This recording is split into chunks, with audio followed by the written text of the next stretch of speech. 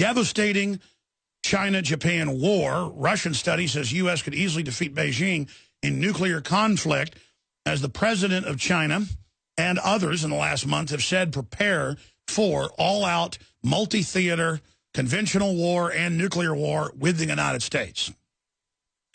And, of course, they said last week in the People's Daily and other state-run media that they are going to invade Philippine Islands that they claim really belong to China, that Japan took, and they're also going to take other disputed islands by Japan. And if that happens, there will be war. Now, I understand Justin Bieber's in the news. He got a DWI, and that's very important as well. But we're not going to be talking about that. I already talked about entertainment industry and the mass mental illness of it and people being distracted, fiddling while Rome burns.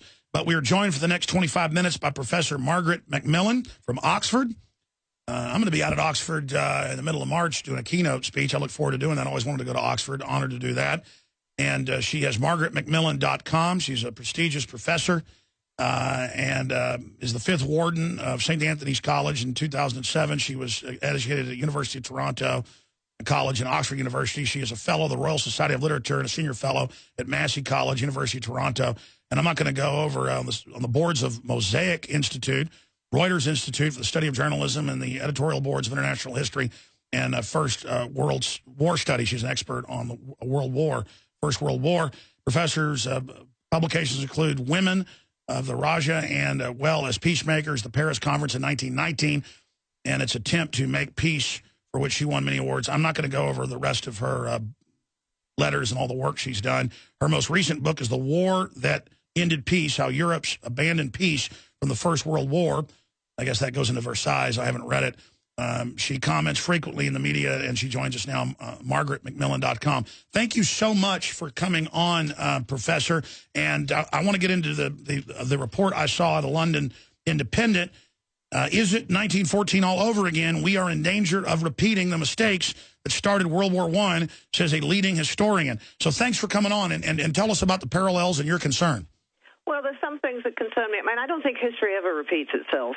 I think we get similarities, but the conditions are so different. I mean, the 21st century is very different from 100 years ago. But I think what is concerning is we seem to have nationalist rivalries between countries. You have a rivalry developing, as you were mentioning earlier on, in the South China Seas, which has the potential for sparking off further tensions and conflicts. You have international ideologies. In the years before 1914, there were international ideologies of anarchists, for example. Today you have international ideologies, of religious ideologies or ultra-religious ideologies. So I think we live in a slightly turbulent time. We have globalization. Both ages are very globalized, and I think you have people worried about the impact of globalization, perhaps turning to their homes and feeling rather defensive. So I think that there are similarities. I mean, I don't think we're bound to end up in the same way they did in 1914, but you always have to be careful. I forget the exact quote, but basically history doesn't repeat, but it kind of rhymes. Who was it said that? Mark Twain. Mark Twain. And humans act the same, even though we have almost godlike weapons and technology now. Would be godlike, to the ancients, Professor. But if you look at global crises, currency devaluations, armies lining up on borders, groups not compromising. Really, I see the West driving conflict, and I'm obviously not a fan of what Russia and China do. I'm an American, and I'm a Westerner. But at the same time, I really see the West as filling the shoes of the villain in many respects compared to our position in the past. Well, what's your take on that? Well, I think human nature doesn't really change that much. I mean, I think we like to think we're a lot more sophisticated than the caveman. I'm not sure we are. I mean, I think we're still driven, at least in part, by emotions and fears.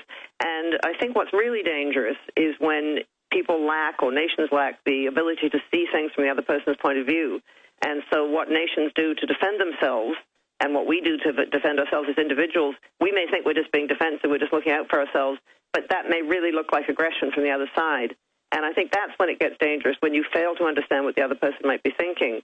And I think what's also dangerous, and you see it with individuals and you see it with nations again, is when their pride gets involved and when their prestige gets involved. I mean, I think an analogy is the members of gangs, who are, to me, rather like knights in the Middle Ages. They'd rather die than be dishonored. And so I think this is a perennial strain in human nature. Now, we've got a more sensible side, and I think we've got a more reasonable side, and we've got a side where we do reach out, we do try and understand each other. So, I never like to think that history is going to repeat itself, but I think we should be warned, we should be careful about being too complacent.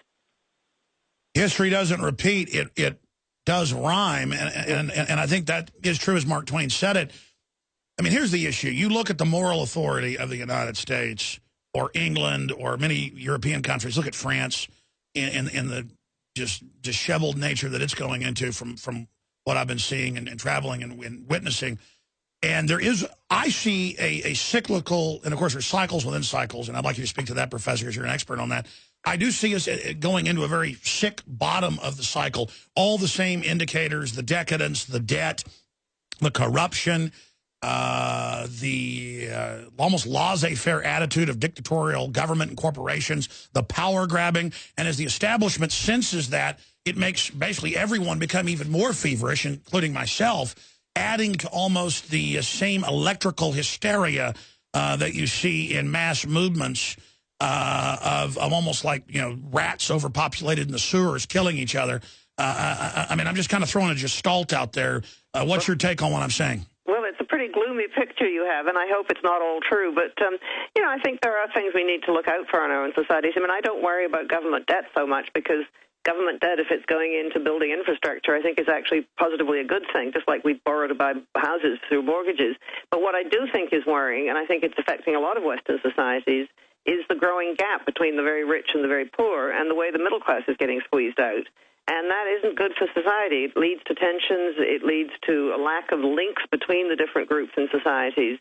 And I think you don't want a society in which a very few people at the top control a great deal of the resources of that society and are able to live in a way which insulates them from the problems of society, because it means they're probably going to have less understanding and less empathy for those who are less fortunate than themselves.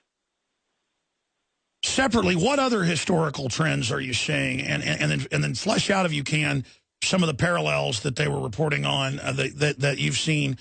I guess would it be geopolitically parallels with 1914 and 2014? Well, one that a lot of people have talked about, including me, and I don't know if we're right. The thing about talking about the present is you're usually much too close to it to get a very good view of it. But it seems to me you do have tensions in the world internationally now, because you have what had been a dominant power no longer as dominant as it was. It doesn't mean it's that much weaker, but it's no longer quite as dominant as it was. Before 1914, that was the British Empire, which was the world's biggest empire the world has ever seen. Hugely powerful, had the world's biggest navy, had been the world's biggest manufacturing power, but that was now being challenged. And you had a Britain and its empire that was very conscious that it was beginning to slip a bit, that it had competitors like the United States and Germany and Japan. And it seems to me today that you have the United States, which, for much of the Cold War and certainly after the Cold War was overwhelmingly the most important and powerful country in the world. It's no longer perhaps quite as powerful as it was, and that can lead to tension, because nations that feel themselves to be slipping a little bit may react in ways that aren't always predictable, and nations that sort of feel that they haven't yet got their share in the sun can be aggressive and not very tactful. I mean, Germany was not tactful before the First World War. It was sort of pushing its way into the world order and throwing its weight around. And I would say that China's not being particularly tactful today.